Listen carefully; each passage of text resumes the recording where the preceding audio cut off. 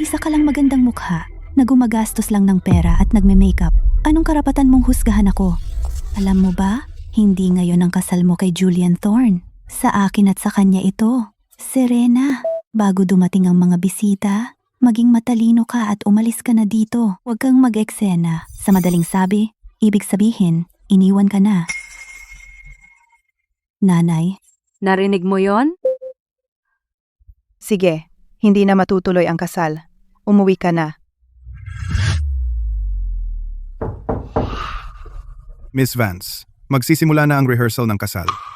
Maghintay pa ng kaunti. Kung maghihintay pa tayo, magagalit si Mr. Thorne. Tara na.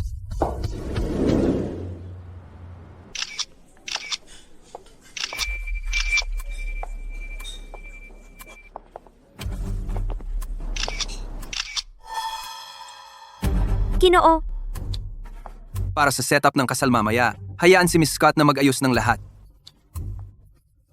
Mamaya, sa gitna ng damuhan ng piging, magtayo ng arko ng bulaklak. Pwede magpicture ang mga bisita doon. At saka, hindi dapat self-service ang mga buffet table. gawing round tables na may inihahain na putahe. Sabay-sabay na nakaupo kumakain ng lahat. Lumilikha ng mas magandang ambiance. At nakakatulong ito sa bonding ng mga tao. At dapat may fireworks tayo. Ang budget ng kasal na ito ay 100 million. Kaya dapat walang tipid sa gastos. Gawin itong kasing engrande hanggat maaari. Gagawin ko itong kasal ng siglo. May tanong? Ginagawa ni Ginoo ang lahat ng sinasabi ni Ginang Iskot noong nakaraang linggo, si Leo, dahil hindi niya narinig ng malinaw si Miss Scott at nagtanong muli na sibak agad. Sinong maglalakas loob na tumutol? Miss Vance, ano ang masasabi mo sa mga inihanda ko? Medyo maganda. Talaga? Hindi ako petty. Magsalita ka lang kung may problema. Gusto mo bang maging honest ako? Sige, sa tingin ko, ang mga arrangement mo ay napakapangit, mura at baduy. kahit papaano, ang mga bisita. Sana ay nasiyahan sa pagkain. Ngunit ngayon, mas masahol pa sa mga street food. Una sa lahat, ang kombinasyon ng kulay na bulaklak ay mukhang galing mismo sa dekada at nopo. Pangalawa, ang pag-aayos ng mesa ay walang estilo. Pangatlo, ang pagpili ng musika ay hindi tugma sa atmosfera ng kasal. Sigurado ka bang nag-aayos ka ng kasal at hindi ilang walang kwentang pagtitipon sa isang pribadong club? Ikaw ay isang magandang mukha lang na gumagastos ng pera sa pampaganda. Anong karapatan mong husgahan ako? Alam mo ba? Ngayon ay hindi ang kasal mo kay Julian Thorne. Ito ay akin at sa kanya. Serena, bago dumating ang mga bisita, maging matalino at umalis ka na. Huwag kang mag-eskandalo. Sa madaling salita, ibig sabihin, iniwan ka na. Nanay, narinig mo yon? Sige, kanselado ang kasal. Umuwi ka na. Pero hindi pa pumapayag si Lolo. Serena, alam kong ayaw mong magpakasal. Noon, kung hindi dahil sa Lolo Thorne mo, hindi ako mabubuhay ngayon. Hindi tayo dapat manakit ng nasa baba. Ang mga Thorne ay nasa mahirap na sitwasyon. Dapat tayong tumulong kung kaya natin. Isipin mo na lang na pagbabayad ng utang. Pero wala akong nararamdaman para sa Julian Thorne na iyon. Talagang ayaw ko siyang pakasalan.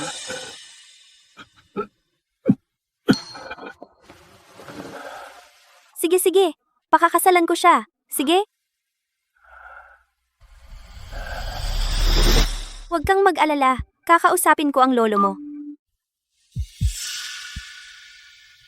Para bayaran ang pabor, sa nakaraang taon, lihim kong tinulungan ang Thorne Group na makabangon mula sa bingit. Ginawa itong nangungunang 50 kumpanya sa mundo at ginawang bagong piling tao ni Julian sa lungsod. Sa huli, ang matamis na salita ng babae ay napatunayang mas malakas. Pero ako ay sa wakas ay lumalaya na.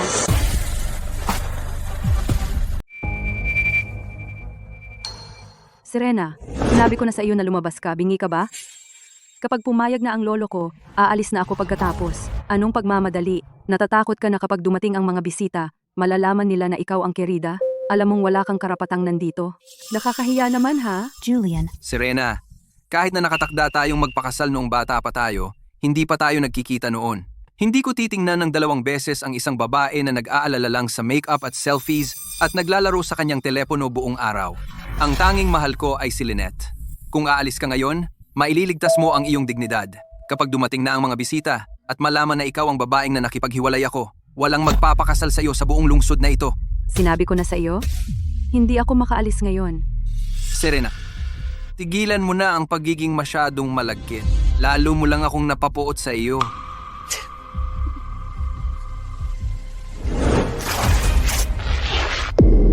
Si Julian ay mabait sa iyo, pero sinasamantala mo, Serena, ang hindi mahalalang kirida.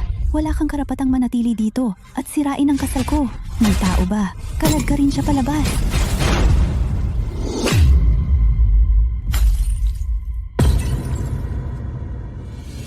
Anong tapang mo hawakan ako?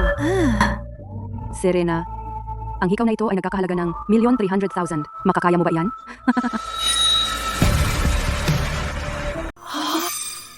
Ibig sabihin hindi mo karapat-dapat ang ganito kamahal na hikaw. Eh ano ngayon ha? Julian, sinaktan niya ako at hinayaan mo lang? Serena, sapat na.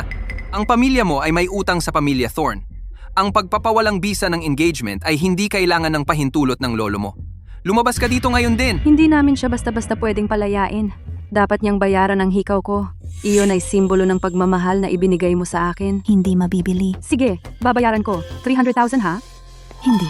30 million euro ito. Sinabi mo lang kanina ay 1,300,000. Ngayon sinasabi mo ay 1,30,000. Nag-iimbento ka ng presyo?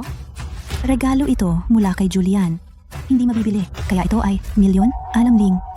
Walang kahit isang sentimo na mas mababa. Si Serena ay nanirahan sa bahay ng Thorne. Sa loob ng 1 taon, hindi siya lumalabas. Wala man lang siyang maayos na trabaho. Saan siya kukuha ng pera? Eksakto, lahat ng ginagastos niya ay galing kay Mr. Thorne. Tredive? Nul?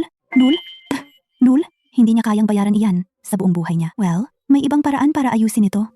Sa seremonya ng kasal mamaya, luluhod ka, gagapang mula isang dulo hanggang sa kabila, ibigay sa amin ang mga singsing ng kasal, tumahol na parang aso, at mag-alay ng iyong pagbati, at patatawarin na kita. Dalhin ang pera. Sa kasal, 30 milyong dilavindiang. 30 milyon iyan. Ikaw? Pusta ako. Wala kang 30,000 piso. Tama na, Serena. Bilangin mo ang nakaraang taon na nasayang ko sa iyo. Pirmahan mo ang papeles ng diborsyo. Sumang-ayon na umalis ng tuluyan. At hindi mo na kailangang bayaran ang pera. Ito.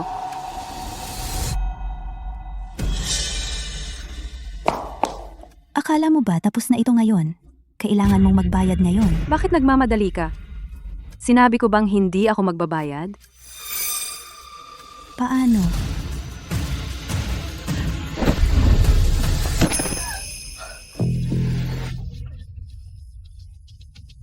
Ang tapang mong umiwas? Ano? Akala mo hahayaan kitang saktan ako? Akala mo ba tanga ako katulad mo?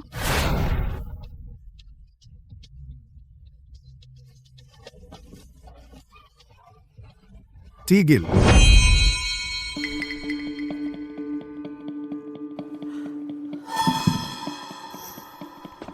Mila!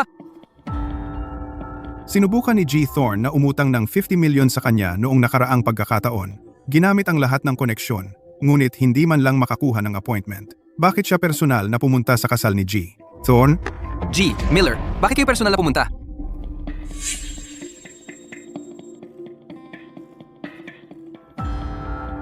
BB, Vance, ang 30 milyong piso na hiniling ninyo, dinala ko mismo.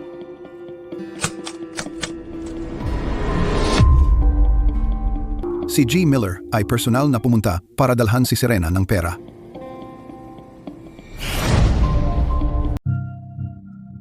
Ginoong Miller, hindi ko inaasahan na makita ka rito.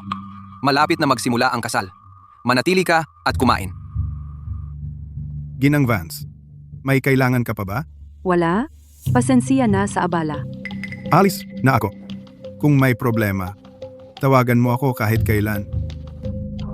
Diyos ko, Ginoong Miller, Hindi ako nagkaroon ng pagkakataon na pag-usapan ang utang noong nakaraan. paano ngayon? Ang pinahahalagahan ng aming bangko ay ang karakter ng kliyente. Pero Ginoong Thorne, ang hindi paggalang sa iyong sariling kasintahan at pagpayag sa kerida na gumawa ng eskandalo sa kasal ay nagpapakita ng malinaw na kakulangan ng karakter. Sa tingin ko, ang utang ay hindi na dapat pag-usapan. Narinig ko na ang kay Ginang Scott na maluhong gastos sa kasal ay galing sa utang na iyon. Kung hindi matutuloy ang deal, magiging bangkarote si Ginoong Thorne. Serena, inuutusan kita na pumunta at magmakaawa kay Ginoong Miller ngayon din upang aprubahan ang utang. Hindi ako ang ikakasal. Anong kinalaman ng utang sa akin?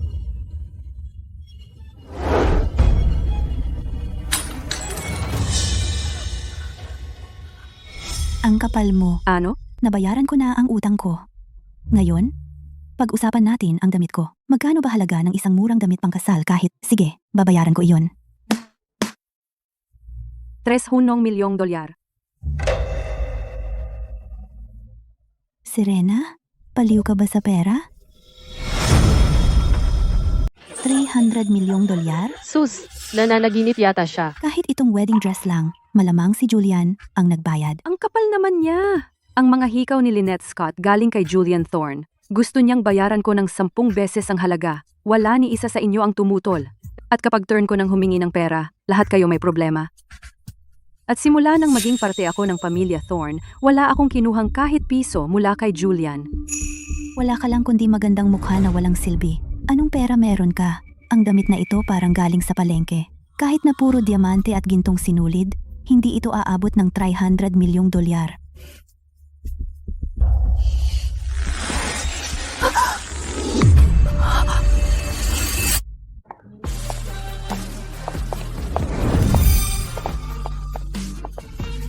Vivian, ang sikat na designer sa buong mundo, siya ang pinakagustong makasama ni Mr. Thorne.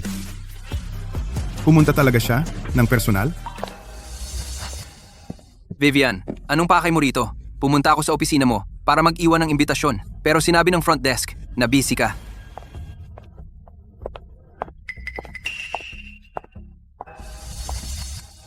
Miss Vance, nandito ako para gawin ang makeup mo sa kasal. Ang damit na ako mismo ang nag-design, ano sa tingin mo? Anong nangyayari? Imposible. Si Vivian ay isang alamat sa mundo ng fashion. Paano kaya ni Serena ma-afford ang damit na dinisenyo niya? Imposible. Si Miss Vance ay respetadong bisita ko. Bakit hindi? Ikaw ang pumunit ng damit na ito? Ang damit na ito ay nagkakahalaga ng $3 milyong. Paano mo babayaran yan, ha? Ako mismo ang nagdisenyo ng wedding dress na ito. Iisa lang ang ganyan. Hindi ito mabibili ng kahit anong halaga. Naglakas loob mo itong sirain? Ang tapang mo. Hindi ko sinasadya. Hindi. Siya talaga ay isang walang kwentang tao. Paano niya maisusuot ang damit na dinisenyo mo? Wala kang karapatang malaman. Naiintindihan ko. Ginamit niya ang pangalan ni Mr. Thorne para papasukin si Vivian na gawin ang wedding dress na ito. Vivian, tinitiyak ko sa iyo, ang babaeng ito ay walang kinalaman kay Mr. Thorne. Huwag kang magpapadaya sa kanya. Serena, gumagamit ka ng napakababang trick para itaas ang iyong sarili at sinubukan mo pang i-blackmail si Lynette. Nakakadiri, hindi ko hahayaang ang babaeng tulad mo na manatili sa pamilya Thorne. Tigilan mo yan. Nasusuka ako sa iyo. Mr. Thorne, hayaan mong linawin ko ito sa iyo. Si Miss Vance ay nagpagawa ng wedding dress na ito sa pamamagitan ng kanyang personal na ugnayan. Hindi kanya binanggit kahit minsan. Sa mga resources ni Miss Vance, hindi niya kailangang banggitin ang kahit sinong lalaki upang magbayad. Ano ang ibig mong sabihin? Binitawan mo ang iyong kasal sa publiko sa araw ng iyong kasal.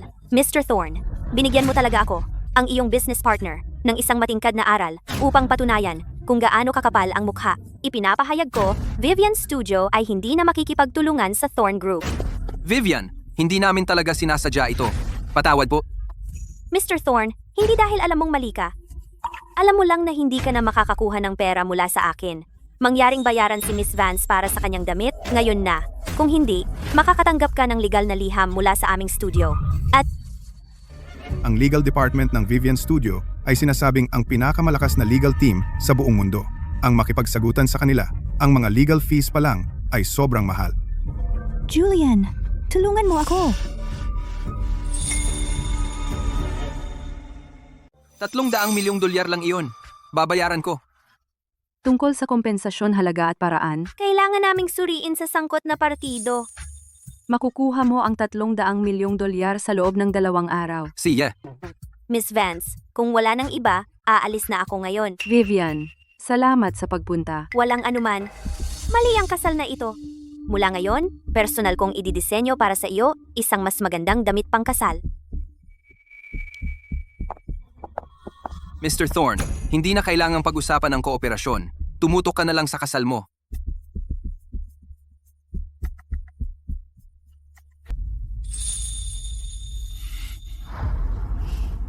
Masaya ka na ba ngayon, ha? Babayaran kita. Dagdag pa, bibigyan kita ng isa pang $1,000,000 bilang kompensasyon sa diborsyo. Ngayon, lumayas ka na dito. Madali para sa iyo sabihin. Sigurado akong hindi papayag si Madam Thorne at ang nanay mo. Huwag mong idamay si Madam Thorne dito. Lumabas ka na ngayon. Bumagsak ang utang. Ang kooperasyon din. Kaya, sino ang dapat mawala? Paano kung imbitahin natin si Madam Thorne at pag-usapan ito? Sino ba talaga ang dapat na ikakasal sa kasal na ito? Sino ba ang tingin mo sa iyong sarili? Naglakas loob kang guluhin si Madam Thorne? Lumayas ka! Sino ka ba sa akala mo? Serena, hindi maayos si Lola. Abala si nanay sa trabaho. Hindi sila darating sa kasal ngayon. Malapit nang dumating ang mga bisita. Maging matalino ka. Umalis ka na lang mag-isa. Huwag mo akong pilitin na palayasin ka. Sinabi ko sa iyo, ayaw kitang pakasalan. Pero kailangan ko ang pahintulot ng lolo ko. Sabik na sabik ka pumirma sa divorce papers. Akala ko talaga nagbago ka na. Pero sobra ka pa ring walang hiya. Serena, sobra kitang na-overestimate. Mga guwardiya, palayasin siya. Julian, kung gagawin mo ito, hindi ka ba takot na si Madam Thorne baka makita? Sinusubukan mo pa rin siyang gamitin para takutin kami? Hindi siya darating. Kahit na dumating siya, hindi kanya ipagtatanggol. Isa kang basura.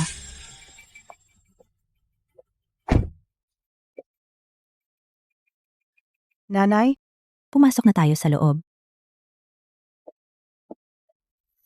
Julian, pagsisisihan mo ito. Palayasin na siya. Sino ang mangahas na hawakan siya? Lola? Nanay?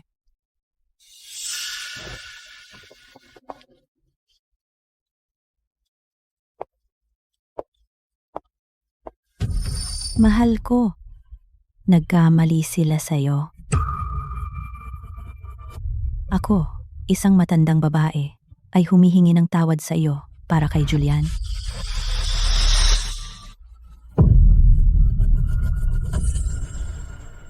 Ma'am, bakit ka humingi ng tawad sa kanya? Wala siyang silbi kundi sa itsura. Ang ginagawa lang niya ay mag-ayos at bumili ng damit. Sa kumpanya at kay Julian, wala siyang kwenta. Ako ang nag-alay ng lahat sa kumpanya at kay Julian, tinulungan ko siyang sumulat ng proposals, kumuha ng investments at makipag-ayos sa deals. Ano bang ginawa ni Serena? Anong karapatan niya? sino ka ba, ha? Nanay, bakit mo siya sinaktan? Pagwasak ng pamilya ng iba, makikialam at maging mistress. Ang mga ganyang tao dapat patayin sa pambubugbog. Wala akong pakialam dyan. Ang alam ko lang ay kung gaano kalaki ang nagawa ni Lynette para sa akin. Noong ang kumpanya ay nasa bingit ng bangkarota, siya ang nagdala ng investment na sumagip sa Thorne Group. Sa pinakamababang punto ng aking karera, ang kanyang proposal at encouragement ang naglabas sa akin sa dilim. Ang posisyon bilang Mrs. Thorne ay dapat mapunta sa isang taong kayang tumayo kasama ko sa tuktok, hindi sa isang walang kwentang magandang mukha. Ang investment para sa Thorne Group, ang mga proposal na ipinadala kay Julian, hindi ba ako ang gumawa ng lahat ng iyon? Kaya pala si Julian ay naengganyo, nahulog kay Lynette. Kaya pala si Lynette, kahit walang alam, ay pinahahalagahan ni Julian. Kaya siya ang nagnakaw ng pagkakakilanlan ko. Gago ka. Natakot ako na mabigatan ka, kaya hindi ko sinabi sa iyo ang pagkakakilanlan ni Miss Vance. Pero napunta ka sa paggawa ng isang malaking pagkakamali. Julian, Makinig ka sa akin. ang tunay na pagkakakilanlan ni Miss Vance ay... Ang tunay na pagkatao ni B. Vance ay talagang Ginang Thorne, tama na. Dahil may iba na si G. Thorne sa kanyang puso, hindi natuloy ang kasal na ito. Pakiusap, Ginang Thorne, ipaliwanag mo ito sa aking lolo. Mahal, bigyan mo pa ng isang pagkakataon si Julian. humingi ka na ng tawad. Hindi ako hihingi ng tawad kay Serena. Serena, hindi ko alam kung anong uri ng engkanto ang ginawa mo kina lola at nanay, pero nasa palad mo silang lahat. Sayang, iba ako. Hindi ako mahuhulog sa isang magandang mukha. Sardo, tumahimik ka. Mahal, pasensya na. Nabigo akong palakihin siya ng tama. Humihingi ako ng tawad para sa kanya. Hindi na kailangan. Lola Thorne, ako si Serena, wala pang gumawa sa akin ng ganoon. Ako na ang bahala sa paraan ko. Ano? Para ipagdiwang ang aking kalayaan ngayon, gawin na natin. B. Vance, ano ang ginagawa mo?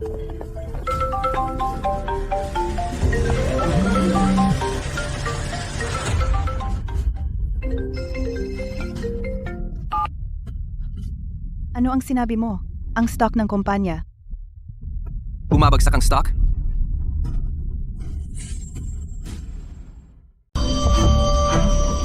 Bumagsak ang stock ng Thorn Group. Diyos ko, bumabagsak pa rin. Madam, Mr. Thorn, ano ang nangyayari? Kung patuloy na bumaba ang presyo ng stock, magbabangkarote ba ang Thorn Group? Ano, dapat ba nating bawiin muna ang ating investment? Hindi na tayo makapaghintay. Dapat na nating bawiin ngayon. Teka, ano bang ginawa mo? Lahat, huwag magpanik. Maliit na issue lang ito. Maayos ko ito agad. Hindi ako naniniwala. Mayroon ka bang ganoong kapangyarihan para yanigin ang buong grupo? Patatagin ang merkado kahit anong mangyari. Mr. Thorn, hindi ito gumagana. Ang kabilang panig ay masyadong malakas. Hindi natin sila matatalo. At maraming shareholders ang bumabawi. Ang kumpanya, tapos na. Ano?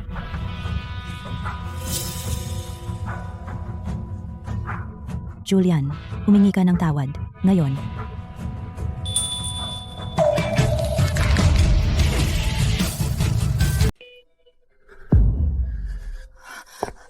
Julian, wag. Paano ba naman ang isang napakagandang mukha maging ganito kagaling? Niloloko lang niya kayo. Julian, maniwala ka sa akin. Kaya kong ibalik ang kumpanya, tulad ng dati. Iniligtas ko na dati ang Thorn Group. At kaya ko itong panatilihing matatag ngayon. Sige, naniniwala ako sa'yo. Sabi mo iniligtas mo ang Thorn Group? Pero naaalala ko ang taong nag-email kay Julian noon ay ang internationally renowned strategist na si S. Lynette Scott. Inangkin mo ang gawa ng iba at may kapal ka ng mukha na ipagmalaki iyon? Anong ibig mong sabihin sa inangkin? Teka, kilala ba nila si S? Imposible. Hindi nakikipagkita si S kahit kanino. Wala pang nakakita ng mukha niya. Walang makakaalam. Hindi ako nagsisinungaling. Ako si S.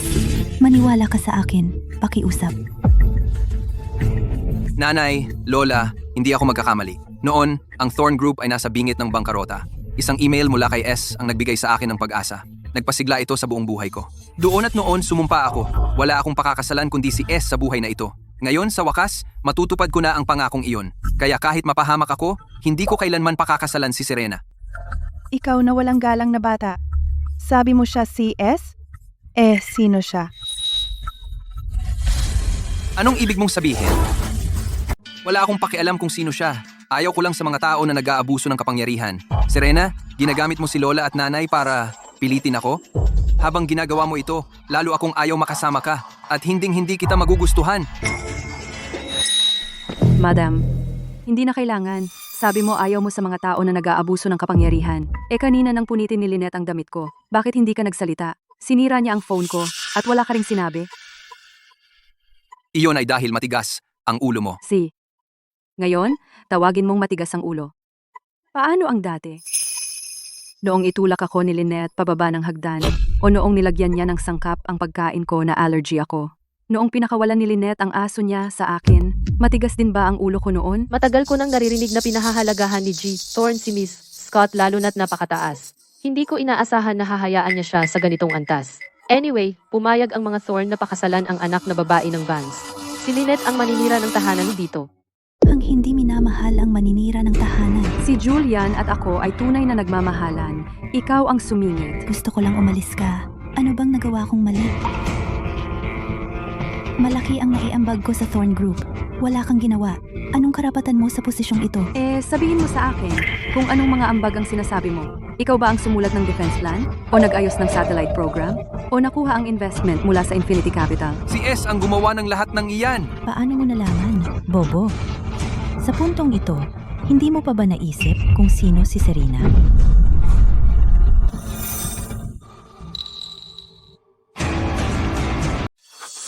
Teka, si Serena ba talaga si S? Imposible. Tiyak na aksidenteng nakita niya ang computer ni Julian. Ganoon niya nalaman. Julian, paano mo nagawa? Wow! Ang galing ng palabas!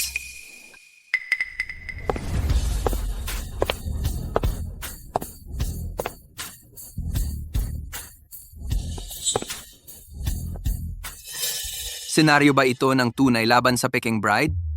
Oh, isang lalaking nagpakasal sa dalawang babae? Grayson Cole, CEO ng Zenith Group. Nangunguna sa finance, ni hindi siya sumipot doon sa 8 bilyong international deal. At ngayon, sumipot siya sa kasal ng Thorn. Dahil sinusuportahan sila ni Grayson, paano magbabankrupt ang Thorn Group? Naligtas ang Thorn Group. Ano ang ginagawa ng lalaking ito dito? Mr. Cole, hindi ko inaasahan na makikita kita sa maliit kong kasal. Isang karangalan talaga. Hindi ako pumunta para sa iyo. Pumunta ako para kay S.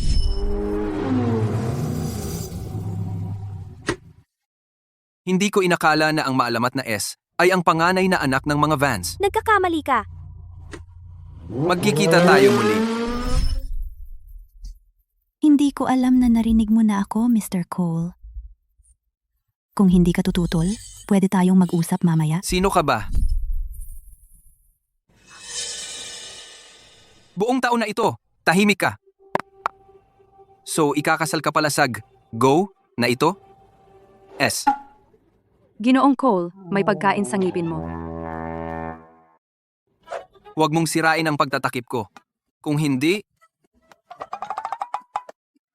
Ano? Ano kaya ang magagamit ko para takutin si Grayson? Kung hindi, hindi na kita kakausapin. nakakakilala. Bakit? Bakit? Parang kinikilig ang puso ko. Wala kang alam dati. Okay lang. Pero ito si Grayson Cole. Sa isang pindot lang ng daliri niya, kaya kanyang lipulin. At nilakasan mo ang loob mo na guluhin siya? Huwag mo akong hawakan. Nakakadiri ka. Serena, wala akong pakialam kung gaano ka kadalas magloko, pero narito si Ginoong Cole ngayon. Umasta ka. Kung hindi, hindi mo na ako makikita ulit. Julian, bakit mo akala gusto pa kitang makita? Alam ng lahat sa syudad na ito noong taon, bago tayo ikinasal. Hindi ka na makapaghintay na lumipat sa bahay ko. Serena, Alam ng buong syudad na mahal mo ako. ginagawa mo itong gimmick. Para lang iwan ko si Lynette at pakasalan ka? Makinig ka. Imposible. At kung gusto mo pa akong Tumingin ulit sa'yo sa mata. Bitawan mo ang go mong ugali. Kung hindi, pagsisisihan mo. Ang paglipat ni Binibining Vance ay desisyon ng lola mo at ako. Anong ibig mong sabihin ng hindi na makapaghintay? Mabuti? Sana ay manatili ka sa desisyong iyan at huwag itong pagsisihan sa buong buhay mo. Mahal, bigyan mo si Julian ng isa pang pagkakataon. Siya kasi, ma'am. Sa lahat ng mga taon na ito, binayaran na ni Lolo ang utang na loob. Pakiusap, huwag kang pumunta sa kanya. Nagkamali kami sa iyo. Nagkamali si Julian. Huwag kang mag-alala. Hindi ko aabalahin ang lolo mo. Talaga bang handa si Serena na isuko ang kasal? Lola, huwag kang mag-alala. Si Lynette ay mahinahon at siya ay makatuwiran. Kapag siya'y nasa pamilya Thorn, aalagaan kanya ng mabuti. Lola, makikipagtulungan ako kay Julian upang patakbuhin ng maayos ang Thorn Group. Hindi ako ang lola mo. Lola, Mula ngayon, sibak ka na. At hinding-hindi ko siya papapasukin sa pamilyang ito. Ma'am, mahal ko talaga si Julian. At gusto ko talaga ang pinakamabuti para sa Thorn Group. Nagbigay na ako ng sobra para sa Thorn Group. Bakit ako mas mababa kay Serena? Dahil si Serena ang gumawa ng lahat. Nanay, ano ba ang pinagsasabi mo? Si Serena ay isa lang walang kwentang magandang mukha. Ano ba ang ginawa niya? Paano ko pinalaki ang ganyang tanga? Hindi mo ba napapansin na niloloko ka lang pala sa lahat ng oras? Pumayag si Lolo na kanselahin ang engagement.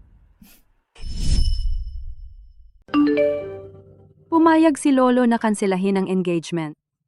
Sa wakas, tapos na ang lahat. Binabati kita sa iyong kasal. Paalam. Naku! Ito na ang huling paalam. Ginang Thorn. Aalis na ako. Ginang Vance, hindi ba ninyo ito maaring pag-isipang muli? Ginang Thorn, nakapagdesisyon na ako. Sa una, ito ay dahil sa pagkakaisa ng pamilya na pumayag akong pakasalan si Julian. Ngayon na may tunay na mahal si Julian, hindi tama para sa akin na manatili. Sandali! Julian, sa nakaraang taon, bawat pagkikita natin ay nakakasuka ka talaga.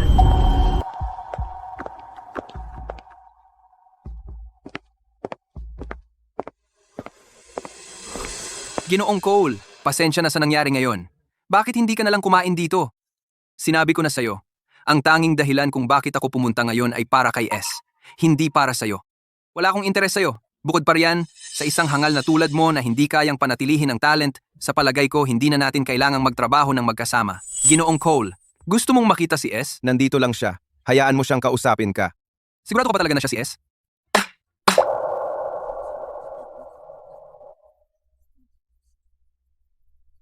Ikaw ba? Ikaw ba talaga si S? Natapos ang kasal na ganito, nakakahiya. Tutuloy pa ba ang kasal na ito? 2 deal ang bumagsak at ang kumpanya ay lubog sa utang. Ang kumpanya ay parang wala na. Sino ang may ganang magpakasal ngayon? Umuwi na tayo. Siyempre ako si S. Julian. Nagdududa ka ba sa akin? Paano? Kailangan niyang ayusin ang sarili niya. Sa kabila ng lahat, naranasan na niya ang unang pagkabigo. Kapag sapat na ang kanyang naranasan. Natural siyang magkakaroon ng tamang pag-iisip. Julian, wala na ang lahat. Paano natin maipagpapatuloy ang kasal? Masyadong maraming aksidente ngayon. Pasensya na. Huwag kang mag-alala. Kapag naging matatag na ang kumpanya, ipapangako ko. Bibigyan kita ng mas ingranding kasal. Lynette, kaya mo bang sumulat ng proposal o humanap ng ibang resources? Peke ako. Paano ko magkakaroon ng kakayahang ibalik ang sitwasyon tulad ni S? Ano ang problema? Kamakailan ay abala ako sa kasal, medyo hindi ako maganda ang pakiramdam. Okay lang, kung gusto mo ng proposal, kaya kong magpuyat at iguhit ito para sa iyo. Paano ko hahayaan kang magpuyat? Okay lang, maghanap ako ng paraan. Anong nasa isip mo? Narinig mo na ba ang Starlight Group? Ang Starlight Group ay may malakas na pinansyal na suporta. Kung makukuha natin ang kanilang investment, tiyak na maliligtas ang Thorn Group. Pero narinig ko ang CEO ng Starlight bihira makipagkita sa mga tao. Magtatagumpay kaya ito? Kahit ano paman, kahit kailangan kong lumuhod, pupunta ako at magmamakaawa para sa pondo.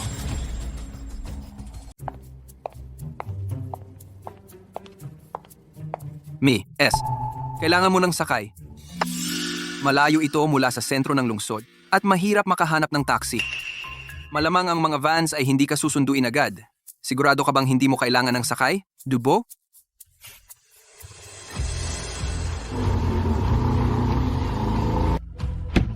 Kumusta, Ginang Vance? Miss Vance, Mr. Cole, kumain ka hanggat gusto mo, pero ingatan mo ang iyong mga salita. Ayaw kong malaman ng kahit sino na, ako si S. Pakiusap, huwag mong sabihin sa kahit sino.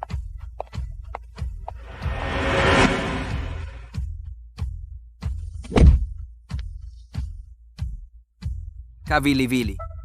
Miss, iniwan ko ang mga damit sa bag sa tabi mo.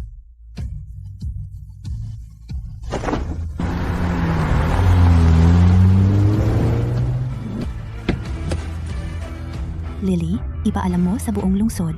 Sa susunod na linggo, ang Starlight ay magdaraos ng kumperensya ng bidding. Ibig mong sabihin ang 30 bilyon na proyekto. Ang susunod na quarter ng Starlight ay tungkol sa pagsuporta sa mga talento sa buong bansa.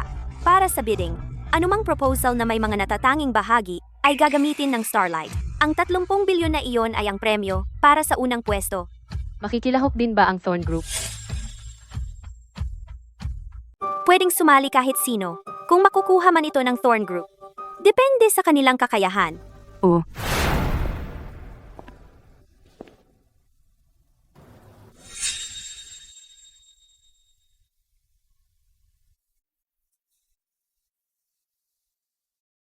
binabati kita sa iyong kasal. Paalam. Ay, ito na ang huling paalam. Mahal na mahal ako ni Serena. Paano siya nakaalis ng ganun kadali? Siguradong nagpapahiwatig lang siya. Julian, magandang balita. Lynette? Ano yon? Ang Starlight Group ay naglabas lang ng isang anunsyo. Sabi may bidding sa susunod na linggo para sa isang proyektong 300 billion. Kung makuha natin ang proyektong ito, maliligtas ang Thorn Group. Talaga? Lynette? Para sa akin, para sa Thorn Group. Kaya mo bang gawin ang bid proposal bago ang susunod na linggo? Siya, Julian, masyado ng gabi. Pwede ba akong manatili sa iyo ngayong gabi? Lynette, hindi maganda ang takbo ng kumpanya nitong mga nakaraang araw. Wala yan sa isip ko. Ayos lang. Tiyak na makukuha natin ang proyektong Starlight. Wow! Piano? Matanda na itong piano. Ang pangit ng tunog. Gabi na. Ipapahatid kita sa driver. Magpahinga ka. Sandali lang. Ako ay lantarang magiging may bahay ng bahay na ito balang araw. Sigurado ka ba darating si Miss Vance dito para sa hapunan ngayong gabi? Miss Vance, hindi mo ba alam na ang CEO ng Starlight ay si Vance? Hindi maaring siya iyon. Masyado akong nag-isip. Tama iyan. Nalaman ko maghahapunan siya rito kasama ang kanyang pamilya ngayong gabi. Ang kumperensya ng bidding ay sa loob ng 3 araw. Para masigurado ang lahat, kailangan nating malaman ngayon kung anong uri ng proposal ang gusto ni Miss Vance.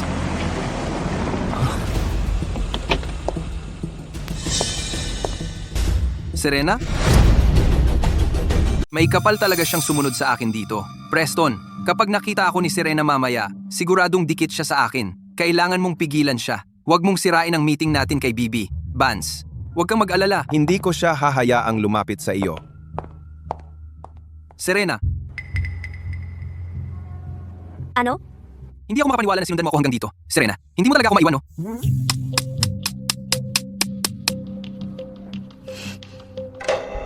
G. Thorne, ikaw ang unang tumawag sa kanya. Hindi man lang sumagot si Serena. Mukhang ikaw ang nagsisikap na makipagkwentuhan sa kanya. Ano ang alam mo? Nagpapahirap lang siya. Ito ang pinakamamahaling restaurant sa lungsod na ito. Paano niya kayang kumain dito? Malinaw na para lang sa akin siya nandito. Julian, tingnan mo ang sarili mo. Wala kang hiya. Ingatan mo ang iyong bibig. Huwag mong sayangin ang oras ko. Mali ba ako? Serena, huwag mong sabihing pumunta ka talaga dito para kumain. Sino ang magdadala sa iyo sa isang restaurant na ganito kamahal? Alam ng lahat sa lungsod na nahuhulog ka sa akin. Sino pa ang maglilibre sa iyo? Ako. Problema, G. Thorne?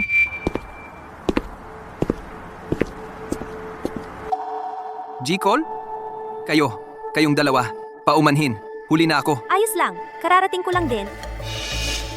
G. Cole. Si Serena ang aking mapapangasawa. At lumalandi ka sa harap ko? Seryoso ka ba? Mapapangasawa? Ha? G. Thorne. Nakalimutan mo na ba? Kanselado na ang engagement.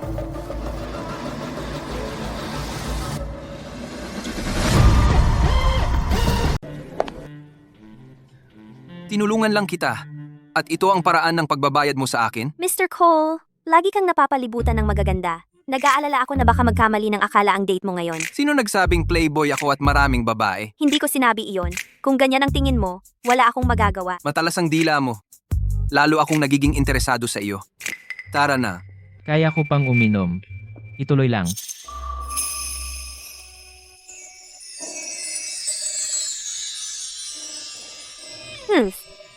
Miss Vance, kinakabahan ka? Babaero ka. Sinabi sa akin ni Mr. Hayes, nasa entrance ka ng restaurant, naghihintay hanggang hating gabi. Nagasipon ka, nagluto ako ng sopas. Kain ka, para mainitan ka.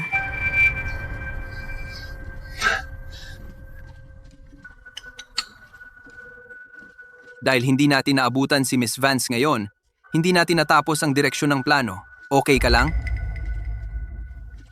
Walang problema. Pangako, kapag nakuha natin ang proyektong ito, tiyak kong kukumbinsihin ko si Mommy at si Lola na pumayag sa kasal natin. Siya, Malapit ka nang maging Mrs. Thorne. Ang pagdamit ng mahinhin ay hindi sapat. Huwag ka nang pumasok sa opisina ngayon. Isasama kita sa shopping. Bumili ka ng kahit anong gusto mo. Ang mga ito lang, Ma'am Vance. Gusto ninyo bang ipabalot ang mga ito at ihatid sa inyong bahay? O dadalhin ninyo sila? Ibalot at ipadala sa aking bahay.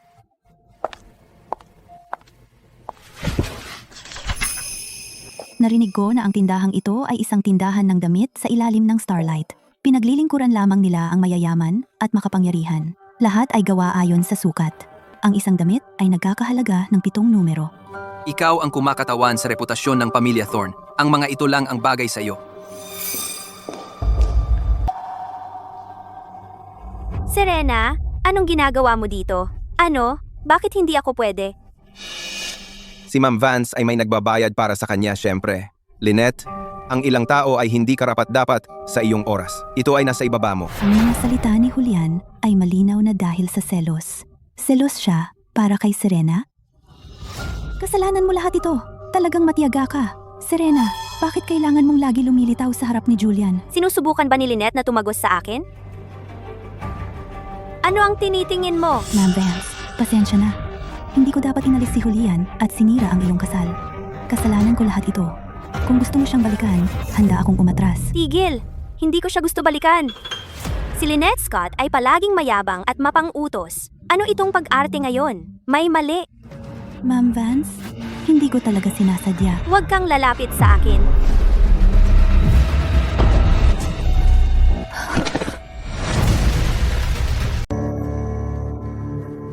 Lynette, ayos ka lang ba? Julian, ayos lang ako. Huwag mong sisihin si Miss Vance. Serena, talagang sinaktan mo siya? Ang sama mo naman. Sinaktan ko siya? Nakita mo yon? Julian, hindi kasalanan ni Miss Vance. Ako ang may kasalanan. Hindi issue ang pagtulak sa akin.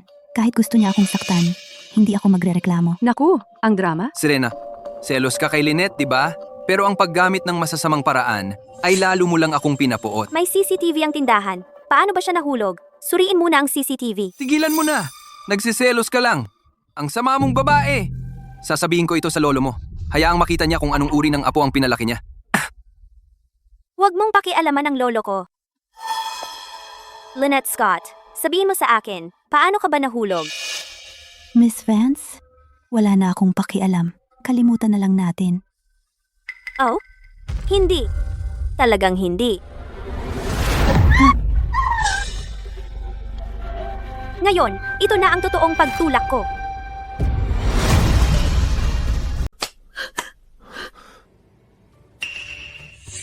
Ito ay para sa iyong mga bayarin sa medikal. Kung hindi sapat iyan, magbabayad pa ako. Ginagawang insulto sa kanya ang pera? Ganito ba kayo pinalaki ng pamilya Vance? Huwag mong idamay ang pamilya ko. At ang paggamit ng pera para ayusin ang mga bagay ay natutunan ko kay G. Thorne. Serena, huwag mong isipin na dahil sinusuportahan ka ng Cole Group, kaya mong gawin ang kahit anong gusto mo. May Starlight na mas mataas sa Cole Group. Malapit ako kay Miss Vance sa Starlight. Tiyak na mananalo ako sa bid na ito. At kapag nangyari iyon, kahit ang Cole Group ay madudurog sa ilalim ng aking mga paa. Talaga? Hindi na ako makapaghintay na manalo ka sa bid na iyon. Ano? Anong nangyayari dito? May nagda-damage ng tindahan mo. Hindi mo ba ito aayusin? Ayos ka lang ba? Uuwi na ako. Pakitingnan mo na lang. Sige, ingat. Pinabayaan mo lang siyang umalis? Ganito ba ang empleyado ng Starlight Group sa pagtrato sa mga customer? Humihingi kami ng paumanhin sa hindi magandang serbisyo. Pasensya na po. Kung mayroon kayong reklamo, sasagutin namin ang lahat ng gastos. Paano? Julian, Lynette, ihahatid kita sa ospital. Julian, pasensya na. Sinabi ng doktor na kailangan kong magpahinga ng ilang araw. Hindi ako dapat magpaka-stress. Baka hindi ko magawa ang bid proposal. Kasalanan ko lahat. At pinipigilan kita sa pinakamalang oras. Huwag kang mag-alala. Marami ka nang naitulong sa akin. Kung hindi dahil sa iyo nitong nakaraang taon, sira na ang Thorne Group. Ngayon na nasugatan ka, ang kalusugan mo ang pinakamahalaga. Ako na ang bahala sa proposal. Julian, ang bait mo sa akin. Pero sa pagkakataong ito, hindi ko hahayaan si Serena. Dati, alang-alang kay Lola, tinitiis ko siya. Hindi ko inakalang ganun siya kasama. Tinulak ka sa harap ng maraming tao.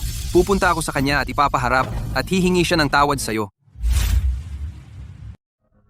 Ginoong Thorne, hindi pa tayo nakapaghanda ng panukala. Kaya ba talaga ito? Handa na ang ibang mga kumpanya. Alam ko. Pero ito na ang huling pagkakataon natin. Kahit ano pa ang kailangan. Kailangan kong makita si Binibining Vance at magmakaawa sa kanya na bigyang pagkakataon ang Thorne Group. Kahit kailangan kong lumuhod, gagawin ko yan. Serena Vance? Serena, tamang-tama ang dating mo. Sumama ka sa akin. Pupunta tayo sa ospital para humingi ng tawad kay Lynette ngayon din. Bitawan mo ako. Si Lynette ang may kasalanan yan. Bakit ako hihingi ng tawad? Tinulak mo siya at parang may karapatan ka pa? Nasa ospital pa si Lynette at sinisisi mo siya dahil doon? Ang sama mo naman? Ginoong Thorne, ngayon ang bidding conference. Gumagawa ka ng eksena dito. Hindi ka ba natatakot na magalit si Binibining Vance? Ako mismo ang magpapaliwanag kay Binibining Vance. Tungkol naman sa iyo, Ginoong Cole, may tinatago kang sariling agenda. Ang pagiging sobrang protektibo sa dati kong nobya. Ano ba ang intensyon mo? Talaga bang gusto mo ang mga babaeng ayaw ko? Bantayan mo ang bibig mo. Wala akong gusto sa iyo. Paano mo nagawang saktan ako? Bakit hindi? Alam mo ba kung nasaan ka? Paano mo nagawang maging pabaya? Preston, sunggaban mo itong baliw na babae. Pagkatapos ng bidding conference, ako mismo ang magdadala sa kanya para humingi ng tawad kay Lynette. Hindi na kailangan maghintay ng bidding conference. Lumayas ka na ngayon din. Akala mo ba dahil sinusuportahan ka ng Cole Group, magagawa mo ang kahit anong gusto mo? Ito ang teritoryo ng Starlight Group. Kahit ang Cole Group ay hindi maaring lumampas. Hindi ko magagawa ang desisyong iyon. Serena, sa iyong pagiging bossy, kahit si Grayson ayaw na sa iyo, sino pa ba ang makakaprotekta sa iyo? Preston, sunggaban mo siya. Sino ang may tapang na manggulo sa Starlight Group?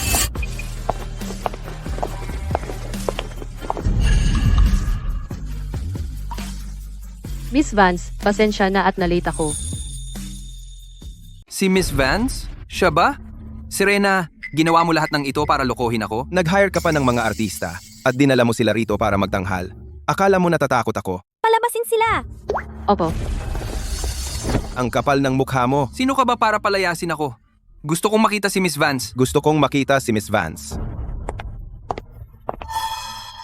Mangyaring maupo na ang lahat, magsisimula na ang bidding conference. Si Miss Vance ay lalabas sa ilang sandali. Serena, sino pa ang tutulong sa'yo ngayon? Ngayon, mangyaring batiin ang presidente ng Starlight Group, si Miss Vance, sa entablado upang ipahayag ang nanalo sa bid.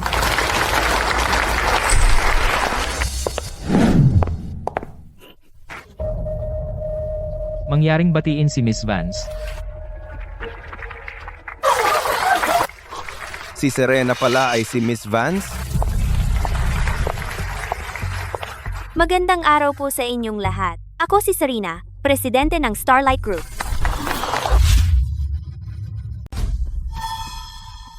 Lily, ihatid mo si Ginoong Thorne palabas. Ngayon din.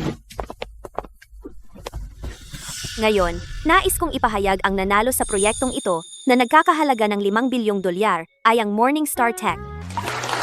Samantala, sa susunod na quarter, ang Starlight Group ay ganap na ilulunsad ang Talent Support Program hanggat mayroon kang pangarap at talento. Kung ikaw ay bata pa o isang ambisyosong profesional, gagawin naming mangyari ang iyong mga pangarap.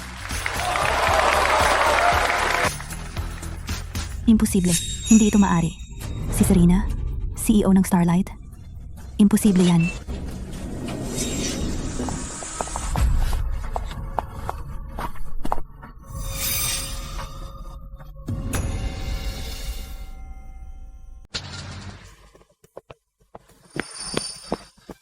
Ginoong Thorne, maaari kang gumawa ng appointment sa front desk ng Starlight. Sandali lang. Para lang makita si Binibining Vance ng 1 minuto. Binibining Vance, pakibigyan ng pagkakataon ng Thorne Group. Kahit natalo tayo sa bid, ipinapangako ko, hindi ka bibiguin ng Thorne Group. Ang Thorne Group ay may internal na problema at inaatake mula sa labas. Sabihin mo sa akin, ano ang kwalifikasyon mo para humingi ng investment sa Starlight? Dahil kay S. Si Binibining Scott ng Thorne Group ay ang tanyag na planner sa buong mundo. Si S. Ang kanyang kakayahan, alam mo nang higit sa sinuman. Kung handa ang Starlight na bigyan ng pagkakataon ng Thorne Group, tiyak na lilikha si S ng halaga na ikalulugod mo. Si Lynette Scott, siya. Karapat-dapat ba siya? Binibining Vance, kahit may problema ka sa akin, hindi mo dapat dalhin ang personal na damdamin sa trabaho. Ang kakayahan ni Lynette Scott ay halata sa lahat. Sa pagmamaliit mo sa kanya ng ganito, hindi mo ba iniisip na masyado kang makitid ang pag-iisip? Tama ka. Pinapayagan ko ang personal na damdamin na makaapekto sa aking trabaho. Hindi ko lang gusto si Lynette Scott, kaya hindi ako makikipagtulungan sa Thorne Group. Kailanman, hindi. Serena, pagsisisihan mo ito. Lily, kaninong assistant ka? Mr. Cole, wala ka bang sariling kotse? Kailangan mo bang sumiksik sa kotse ko? Sabi lang ng driver ko may emergency sa bahay, kaya umalis siya agad. Napakalayo mula dito hanggang downtown at nakakapagod sumakay ng taxi dahil napakabait mo, Miss Vance. Sigurado akong isasama mo ako, di ba? Wala talaga. Pakiusap, Miss Vance. Sumakay ka na.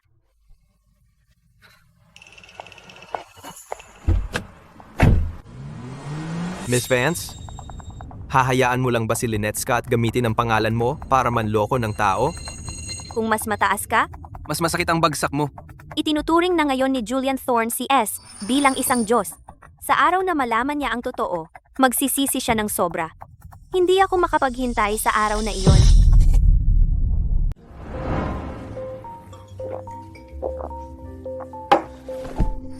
Tumigil ka sa pag-inom. Malalasing ka. Serena, yang magandang mukha. Si Grayson ang nasa likod niya. Pinahiya niya ako sa harap ng lahat. Minamaliit niya ako. Kung minamaliit mo siya, bakit ka pa nag-aalala? Ako? Nag-aalala sa kanya? Galit lang ako. Julian, dati sabi ng lahat, hinahabol ka ni Serena. Pero sa paningin ko, ikaw ang hindi makakalimot kay Serena. Hindi ko ba kayang pakawalan ang ganong kagandahan? Preston, lasing ka.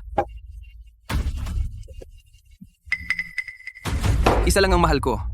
Noong nasa baba ako, nandyan si S para sa akin. Siya lang ang karapat-dapat sa akin. Serena, hindi siya karapat-dapat.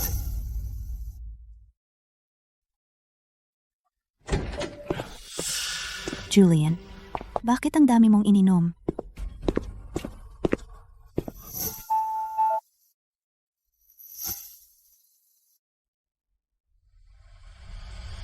Serena, Dahil sa kaibuturan mo, iniisip mo pa rin si Serena. Aalis na lang ako. wag mo akong iwan. Pakawalan mo ako.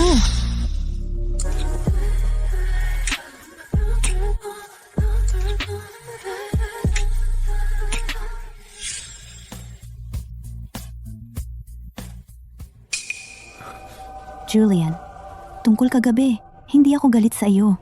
Naiinis ka, naiintindihan ko. Okay lang. Lynette, hindi ko ito sinasadya, pero nangako ako na aalagaan ka. Iniligtas mo ang buhay ko noon. Maalala ko ang kabutihang ito sa buong buhay ko. Kahit anong mangyari, pakakasalan kita. Julian,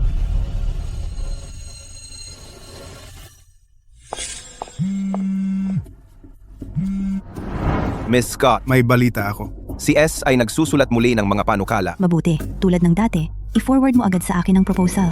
Pag-usapan natin ang presyo. Sa pagkakataong ito, gusto ko ang buong bersyon. Nakuha ko. Paano nagtapos ang mga naunang plano na punta sa mga kamay ni Lynette Scott? Sigurado akong nakuha ni Julian ang email na ipinadala ko. Bakit alam ni Lynette Scott ang mga laman ng mabuti? Ano ang iniisip mo? Mayroon dapat na taksil. Ano ang ginagawa mo dito? Ito ay Starlight. Kailan ka pumasok? Naka-unlock ang pinto. Ang makapangyarihang CEO ng Cole Group ay gumugugol ng buong araw sa kumpanya ng iba. Ano ba talaga ang balak mo? Mga nakatagong motibo. Tama yan. Mayroon nga akong nakatagong motibo para sa iyo. Grayson. Isang playboy na tulad mo ay walang masabi na totoong salita. Sa tingin ko, ginagawa mo lang ang paghihiganti sa akin dahil natapakan ko ang paa mo. Sinadya mo akong ginugulo. Seryoso ako. Bakit hindi ka naniniwala sa akin? Parang maniniwala ako sa iyo. Lily, pumasok ka sandali.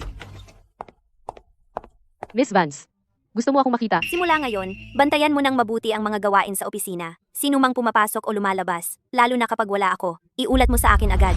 Kung mayroong anumang operation log sa computer ko na ito, o anumang bakas ng mga file na na-access, siyasatin agad. Naunawaan ko. Miss Vance, ano ang gagawin ko kung may makita ako? Huhulihin ko na lang ba sila? Tungkol kay Lynette Scott, Huwag mo pa siyang hulihin. Hayaan mo siyang magnakaw. Itong proposal ay partikular na dinisenyo para sa Cole Group bilang isang plano ng kooperasyon. Si Lynette Scott, ngayon sinusubukang mabawi ang Thorne Group, ay gagawa ng lahat para makuha ito. Kapag kinuha niya itong may sira na proposal, makikita ni Julian Thorne kung ano talaga si Lynette Scott ang kanyang tunay na pagkatao. sige. Aayusin ko ito agad. Kaya balak mong makipagtulungan sa Cole Group, ha? Bakit mo pa ginugulo ang pagsulat ng proposal? Sabihin mo lang. At gagawin ko ang lahat para sa iyo. Grayson, Ang gaan-gaan mo magsabi ng mga ganyan sa isang babae. Kung makakahanap ka ng babaeng gusto mo talaga, hindi iisipin ng iba na sincere ka. Bukod dito, ang proposal na ito ay hindi talaga tungkol sa pakikipagtulungan sa Cole Group. Ito ay isang bitag lamang para kay Lynette Scott. Oh, Ako, si Serena, ay hindi kailangang makipagtulungan sa kahit sino. Ako ang pinakamalaking asset ko.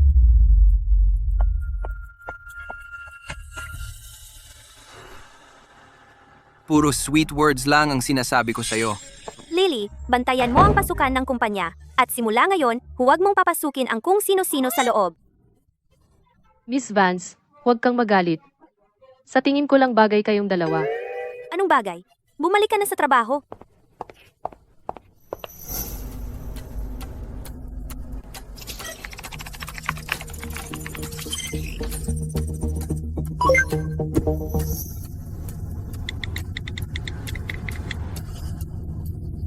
Sia? Miss Vance, kagabi, ang computer ng opisina natin ay nagpakita ng senyales ng panghihimasok at nasubaybayan ito ng tech team sa isang dating empleyado.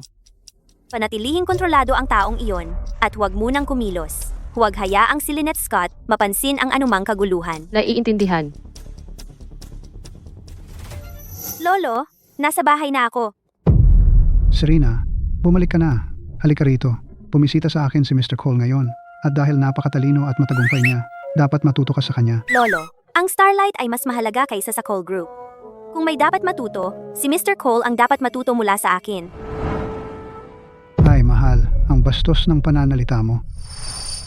Mr. Cole, huwag po kayong mag-alala dahil ang batang ito ay pinalaki ng layaw mula pa noong bata, nagsasalita ng walang galang.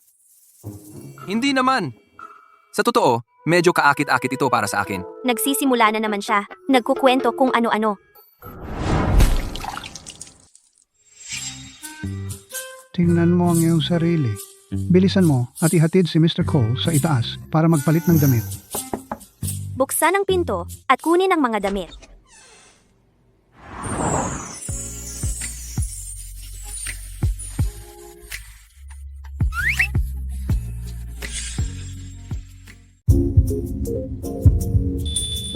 Gusto ko yan.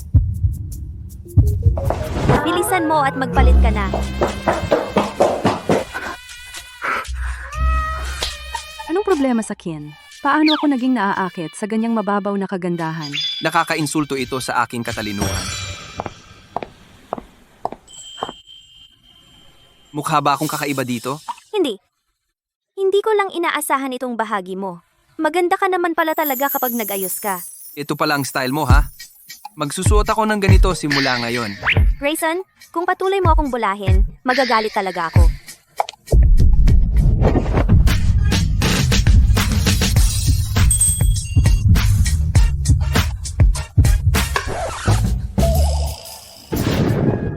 Pasensya na sa biglaang pagpasok.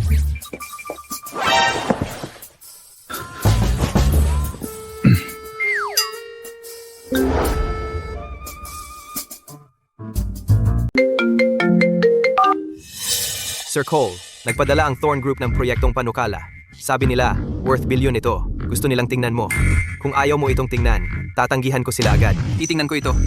Ipaalam sa Thorn Group. Sabihin mo sa kanila na pumunta sa Cole Group bukas. May tao mula sa Thorn Group. Mukhang ang proposal mo nasa kamay na ni Lynette Scott. Si Lynette Scott ay sabik na sabik sa mabilisang tagumpay. Malamang hindi man lang niya binasa ng maigi. At dumiretso lang kay Julian Thorne. Gusto kong makita kung paano niya ipapresenta ang proyekto bukas. Ano kaya ang sasabihin niya? Dapat pumunta ka rin bukas. Ang gandang palabas? Paano ko mapapalampas? Lynette, kung manalo tayo sa proposal na ito, magpapakasal ako sa iyo agad. Pakakasalan kita sa pamilya Thorne ng Marangya. Si? Sir Cole.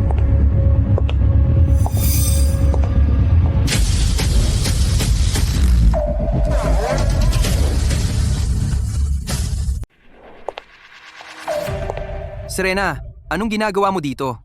Thorn Group lang ba ang pwedeng makipagtulungan sa Cole Group? Hindi ba pwedeng makipagtulungan ang Starlight sa Cole Group? Ano ang kinakatakutan ni Mr. Thorne? Takot na hindi kaya ng proposal mo ang sa Starlight? Sa pagkakataong ito, kasama si Lynette, imposibleng matalo tayo. Tungkol naman sa'yo, Serena, lagi mo sinasalungat si Lynette. Sa pagkakataong ito, sisiguraduhin kong makikita mo kung paano ka matatalo. Inaabangan ko iyon. Nandito na lahat. Magsimula na tayo. Mr. Cole, sa negosyo, ang kakayahan, ang lahat. Ang Cole Group ay hindi gagawa ng desisyon batay sa personal na pagkiling, di ba? Ang Cole Group ay hindi kikilos gamit ang emosyon. Pero dahil hindi nagtitiwala si Mr. Thorne sa Cole Group, hindi na kailangang ituloy ang partnership. Mr. Cole, mali ang pagkakaintindi mo. Hindi iyon ang ibig sabihin ni Mr. Thorne. Buong-buo ang tiwala niya sa iyong pagkatao.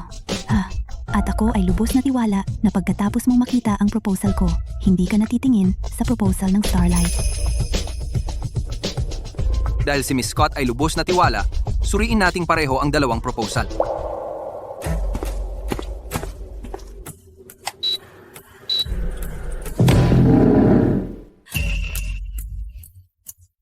Paano sila naging magkapareho? Naglakas loob ka bang mangopya? Starlight pa? Sa lahat ng kumpanya? Napakababang taktika. Ano ang nagpapaisip sa'yo na nangopya ako? Hindi ba halata? Maganda ka lang. Ano ang alam mo sa mga proposal? Si Lynette ay dating sumusulat maraming proposal para sa Thorne Group. Kilala ko ang estilo ng pagsulat niya na parang likod ng aking kamay. Ikaw talaga ang nangopya. Ginoong Cole, isang proposal na kinopya? Talaga bang komportable ka sa ganyang partner? Iminumungkahi kong tumawag na tayo ng pulis ngayon para maibalik ang kriminal na sumisira sa merkado sa katarungan. Ginoong Thorne, huwag kang magmadali. Sabi mo si Miss Scott ay dating sumusulat maraming proposal para sa Thorne Group at kilala mo ang estilo ng pagsulat niya ng lubusan. Kung gayon, ipakita mo sa akin ang mga nakaraang proposal. Lynette, ipakita mo kay Ginoong Cole ang mga lumang proposal. Huwag kang matakot. Sa harap ng mga katotohanan, si Serena ay walang puwang upang makipagtalo. Bakit may proposal si Serena na galing kay S? Maaaring empleyado ng Starlight si S? Kung ipakita ko, hindi ba iyon ay pag-amin sa pagkakasala? Lynette, bakit ka nag-aalangan? Nakalimutan kong dalhin ito. Hindi nating matatalo si Serena. Tigilan na natin to. Kaya kong tiisin ang kahihiyan, pero hindi ko kayang panoorin kang inaapi. Tungkol ito sa iyong dangal bilang isang S. Kailangan kitang tulungang mabawi iyon. Mr. Cole, nasa phone ko ang lumang proposal. Tingnan mo ito. Oo, batay sa pagkakasulat at format, masasabi nating ang mga proposal na ito at ang para sa Cole Group ay parehong tao ang sumulat. Serena, ang kipot ng iyong pag-iisip. Ikaw na ang CEO ng kumpanya. Ikaw na ang nagpapatakbo ng lahat. Bakit galit ka pa rin kay Lynette? Ano bang ginawa niya sa'yo? O ito ba'y inggit ka dahil nasa akin ang pagmamahal niya? Akala ko'y binitawan mo na ang relasyong ito na hindi naman sa'yo. Hindi ko inaasahan na gagawa ka ng maruruming taktika sa likod at susubukan mong sirain si Lynette. Sasabihin ko sa'yo, habang nandito ako, hindi kita hahayaang patuloy na apihin si Lynette. Mr. Thorne, napakadeboto mo. Labis akong naandig. Tandaan mo, Mr. Thorne, bawat salitang sinabi mo. Huwag mong pagsisihan. Kung hindi kita mahatulan at pagsabihang humingi ng tawad kay Lynette sa publiko, ako ang magsisisi. Pareho nga ang dalawang proposal, pero may isang bahagi. Kung saan may nakamamatay na pagkakamali ang isa. Hindi mo man lang magawang kopyahin ng tama. Sa pagkakataong ito, matatalo ka ng patas, ang may pagkakamali. Ay ang proposal ng Thorne Group. Paano yun posible? Nagkamali ang Thorne Group sa isang mahalagang datos. Ang decimal point ay nailipat ng isang pwesto. Iyan ay isang malaking pagkakamali. How? Kung si Miss Scott talaga ang sumulat ng proposal, hindi siya dapat nagkamali ng ganito. Ito ay isang setup. Ang Cole Group ay hindi kailanman nagnais ng partnership ng Thorne Group. Sadyang tinawag mo kami rito upang hiyain kami. Grayson, hindi ko inakalang magiging masama ka. Hindi ka karapat-dapat mamuno sa Cole Group. Mr. Thorne, bantayan mo ang iyong mga salita. Ako, si Grayson, ay laging seryoso sa aking trabaho. Pero kapag may nang-iinsulto sa akin, marami akong paraan upang harapin sila. Dumating nga ako para makita kang magpakatanga. Julian, ang pagtatraidor ng isang taong pinagkakatiwalaan mo ay masakit, hindi ba? Lynette Scott, matagal ka nang nag-enjoy ng di nararapat na karangalan. Oras na para isauli ang lahat. Mr. Thorne, ang dokumentong ito ay nagpapakita na 2 araw ang nakalipas. Ang computer ng Starlight Group ay na-hack. Ito ay naglalaman ng ninakaw na proposal. Natukoy na ng Starlight ang hacker. Ang tablet ay naglalaman din ng pag-amin ng hacker. Sige, tingnan mo, Mr. Thorne.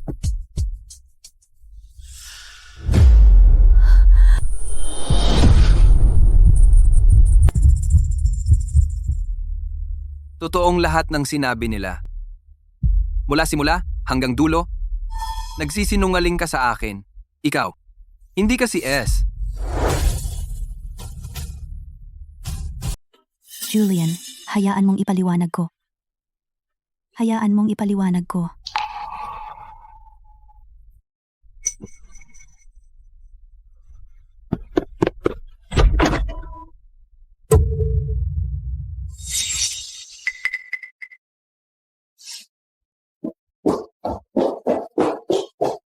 I-report si Lynette Scott sa legal na paraan. Pagnanakaw ng trade secret sa pamamagitan ng hacking. Gawin mo ito ayon sa batas. Naunawaan. Hindi mo sasabihin kay Julian na ikaw si S? Bakit ko sasabihin sa kanya? Para guluhin niya ako? Kailangan ko lang sila Julian at Lynette Scott na matuto ng leksyon. Miss Vance, may nakalimutan ka ba? Ano? Talagang gusto ng Cole Group ang iyong proposal at gusto nilang makipagtulungan sa iyo. Gusto ng Cole Group na makipagtulungan sa Starlight. Kung gayon, hindi ba dapat pumunta si Mr. Cole sa Starlight para bumisita?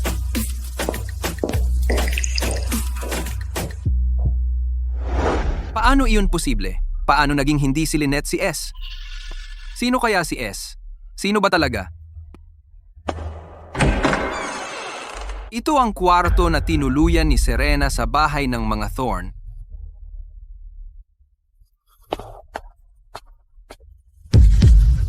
Hindi ba ito ang data mula sa proposal na ibinigay sa akin ni S dati?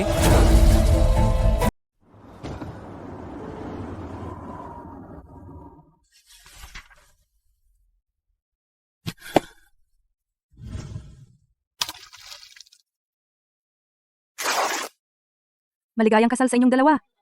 Paalam. Nagpapahirap lang siya. Serena. Pasensya na.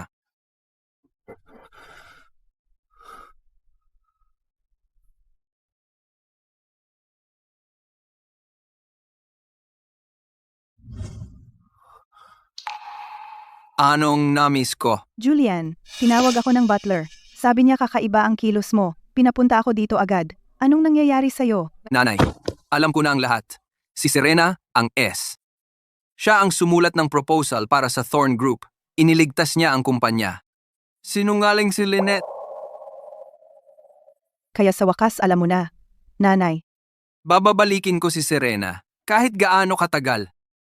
basta sigurado ka. Pero hindi na lumilingon si Serena. Alam ko. Pero kailangan kong subukan.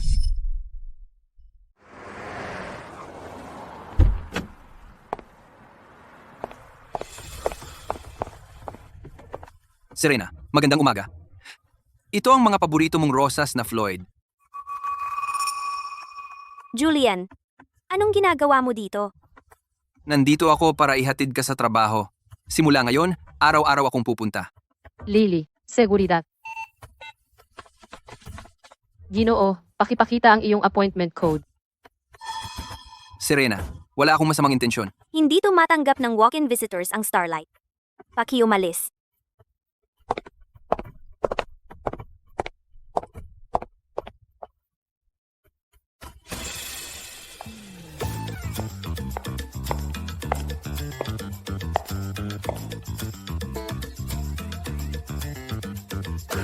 Magandang gabi, Miss Vance.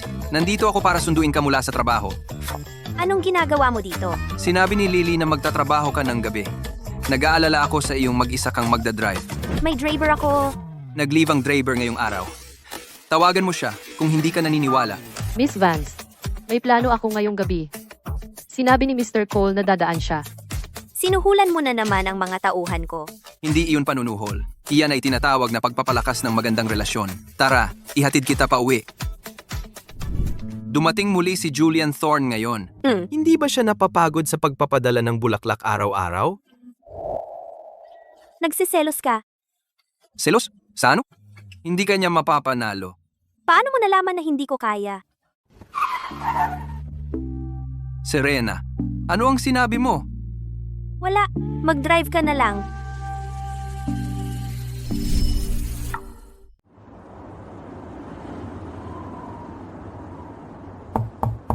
Pasok.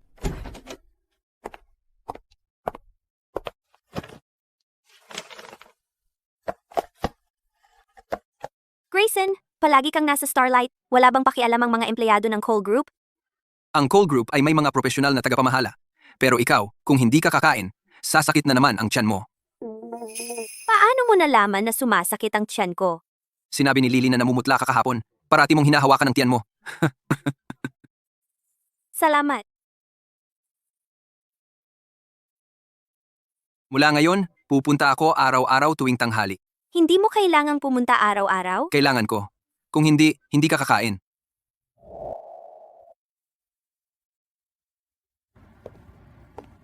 Ini-enjoy mo ba ang tanawin, Miss Vance? Nanunood lang ng paglubog ng araw mag-isa.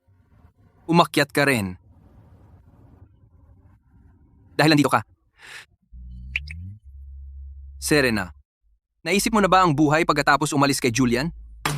Pwede kang magsimula ng bagong buhay. Hindi ba ito ang bagong buhay ko? Hindi ko pinag-uusapan ng trabaho. Ang ibig kong sabihin ay pag-ibig. Alam kong ayaw mo pang pag-usapan yan ngayon. Ayos lang. Maghihintay ako. Grayson, bakit napakabuti mo sa akin? Dahil karapat-dapat ka.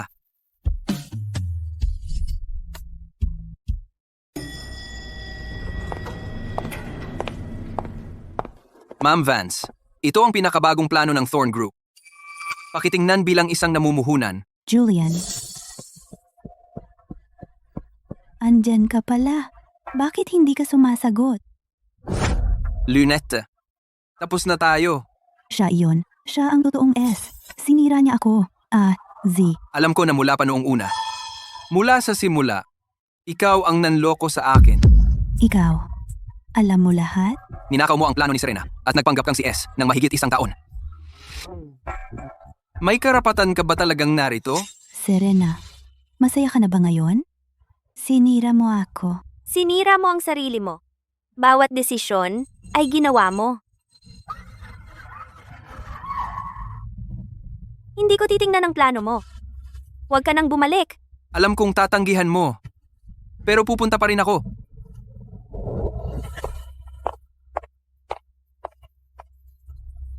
Nag-move on na ako, pero hindi na ako tatalikod. Kailangan mo ring bumitaw.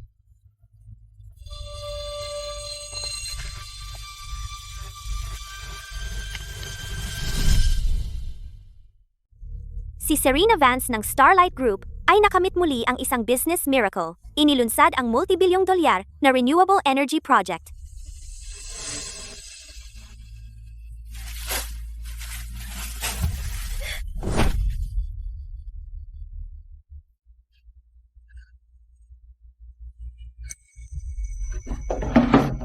Pinilit mo ako. Ikaw ang nagtulak sa akin. Mr. Cole, balita mula sa Starlight. Ngayong 4 ng hapon, si Miss Vance pupunta sa Level B2 parking garage para kunin ang kanyang sasakyan. Naintindihan. Maghahanda ako. Mr. Cole, pumupunta ka sa Starlight araw-araw. Hindi ba masyadong halata? Gusto kong halata. Kung hindi, iisipin ni Julian Thorne na may pag-asa siya. Isasama kita ngayong gabi. Hindi na kailangan. May driver ako. Nag-day off ang driver. Sabi ni Lily, hindi siya nag-day off. Baka nagkamali ako ng pagkakaalala. Pero nagkataon na doon din ang punta ko ngayong gabi.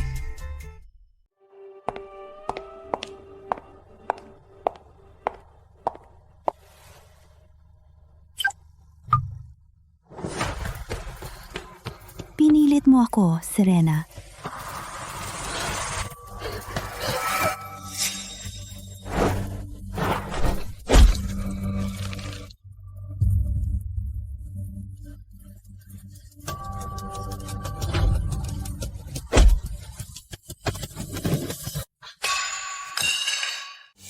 Grayson, tingnan mo ako. Miss Vance, okay ka lang ba? Okay lang ako. Huwag kang magsalita. Tatawag ako ng ambulansya.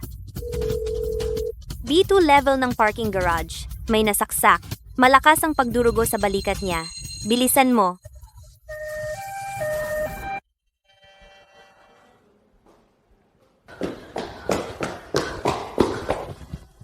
Okay ka lang, Miss Vance? Saksak ng kutsilyo sa kaliwang balikat. Sabi ng doktor, muntik nang tumama sa artery. Magiging okay si Mr. Cole. Hindi siya kritikal. Marami siyang nawalang dugo. Kailangan niyang manatili sa ospital para obserbahan. Pwede ba akong pumasok para makita siya? Oo, nilipat na siya sa regular ward.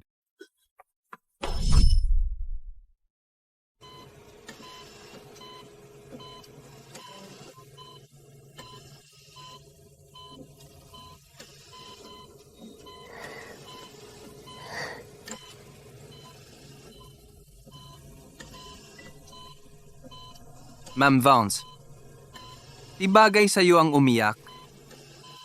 Sinong umiiyak? Napasukan ng buhangin ang mata ko. Paano nagkabuhangin sa kwarto ng ospital? Dinala ko yan mula sa labas. Grayson, baliw ka ba? Bakit mo ako sinagip sa kutsilyo? Alam mo bang pwedeng mamatay ka? Pero kung kailangan kong gawin ulit, gagawin ko pa rin. Bakit? Dahil gusto kita, hindi ako nagbibiro.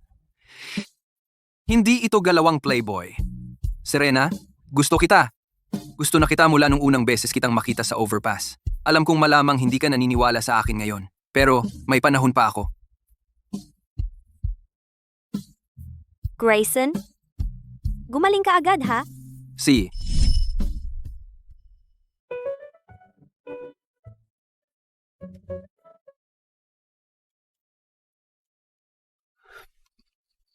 Sobrang init. Paano ngayon? Sakto lang. Lugaw na pinakain mismo ni Miss Vance. Mas masarap pa sa 3 Michelin star na pagkain. Maboka ka pa rin kahit sugatan. Oras na para palitan ng benda.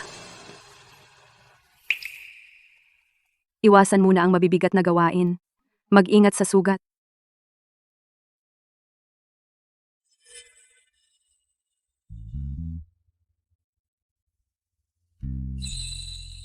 Ano ito? Hindi maginhawa dito sa ospital. Kapag nakalabas ka na ng ospital, tayo. Serena, nagpo-propose ka ba? Kung ayaw mo, kalimutan na lang. Oh, pinangarap ko ito. Pero ako dapat ang gumagawa nito.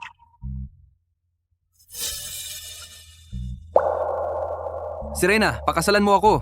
Mula noong unang beses na nakita kita sa overpass, alam ko na ikaw na ang para sa akin. Ako, Grayson Cole, sumusumpa na ikaw lang ang mamahalin ko habang buhay. O?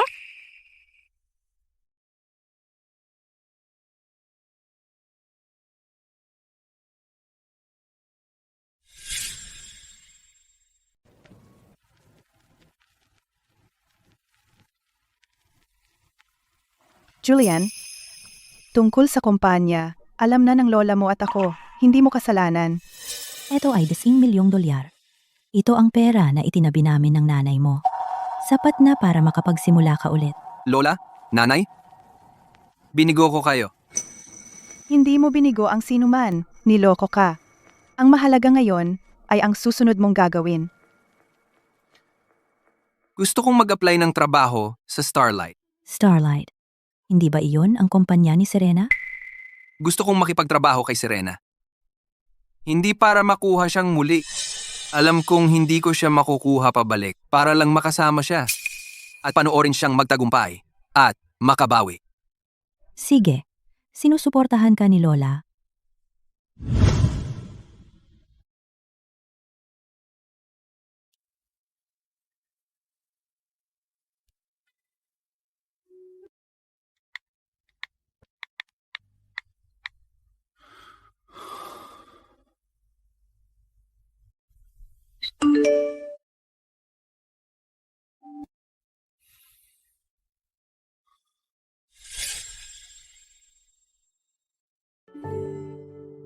GNG. Vance, shortlist ng panayam para sa Strategic Development Department. 15 kandidato. Magsisimula ang panayam ng 2:00 ng hapon. C. GNG. Vance. May isang resume na kapansin-pansin. K. Julian Thorne. Nag-apply siya para sa posisyong analyst. Dahil sa kanyang background, pwede siyang mag-apply sa mas mataas. Pero analyst lang ang in-applyan niya.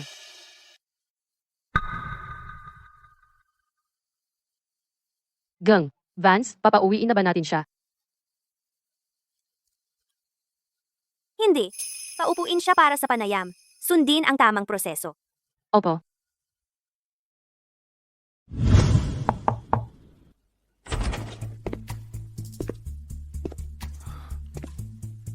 Kumusta? GNG, Vance. Nandito ako para magpanayam para sa posisyong analyst sa Strategic Development Department. Ako, si Julian Thorne.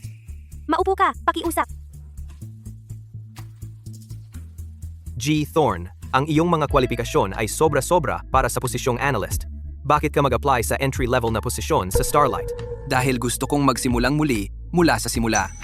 Ang bahagi ng dati kong tagumpay ay swerte at bahagi ay dahil sa pagsisikap ng iba.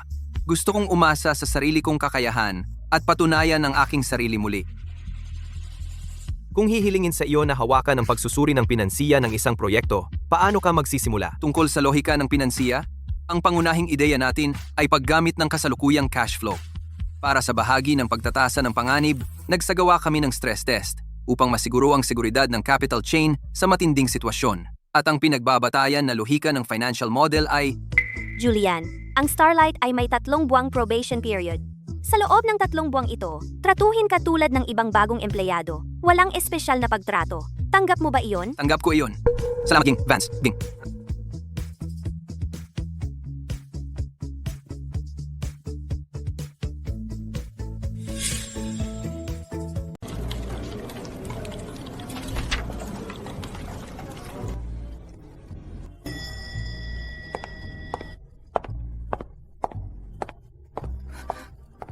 Ms. Vance, ang French cuisine ay nakabook para ngayong gabi, alas 7, sa karaniwang lugar. Hindi mo ba ito mapag-usapan sa trabaho? Sinabi ko, hapunan ito ng negosyo. Hindi ba nagpapareha ang call group at Starlight? Mag-uusap tayo tungkol sa negosyo sa hapunan. Lagi mong sinasabi iyan. Kailan ba tayo nag-usap tungkol sa trabaho? Ngayon, gagawin natin.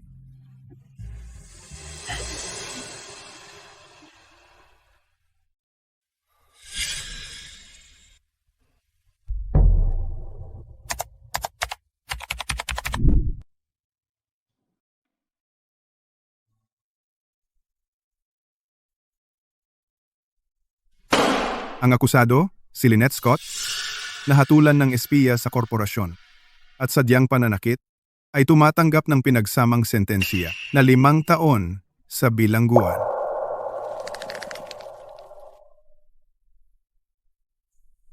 Serena, nasiyahan ka na? Sa wakas, nakulong mo ako. Lynette, hindi kita nilagay dito. Ikaw mismo. Serena, pagsisisihan mo ito. Miss Vance, umalis na tayo.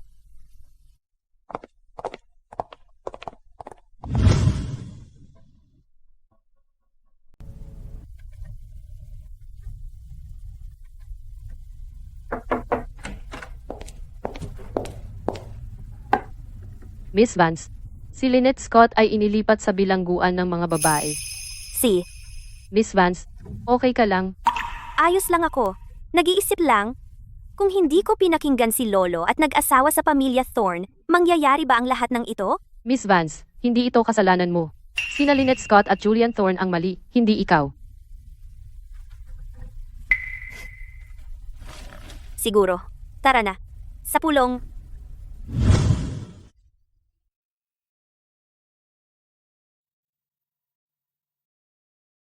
Mr. Cole, dumating na ang item mo. Tingnan ko.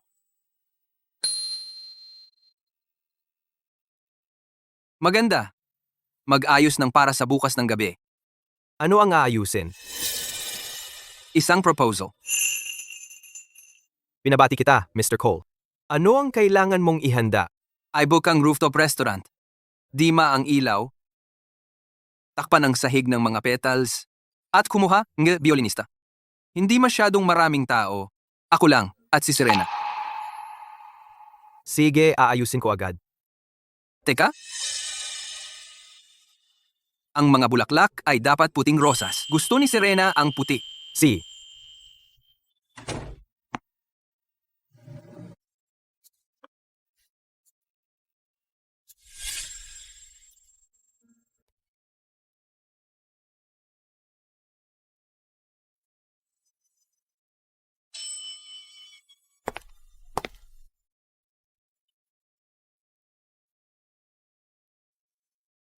Ma'am Vance, pakiusap.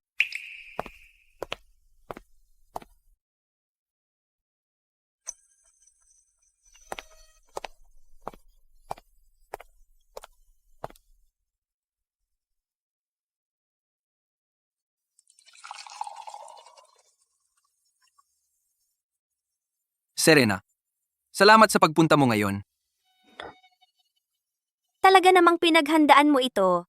Paano ako hindi pupunta?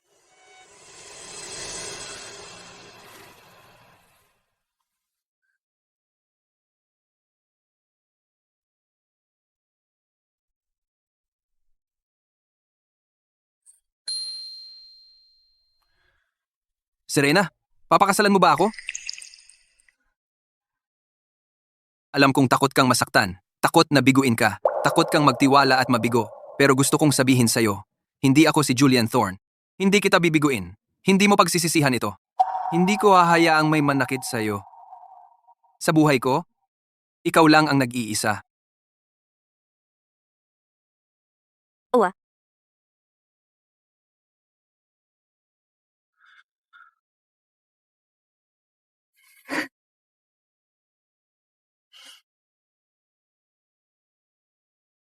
Serena, salamat sa pagpayag na pakasalan ako.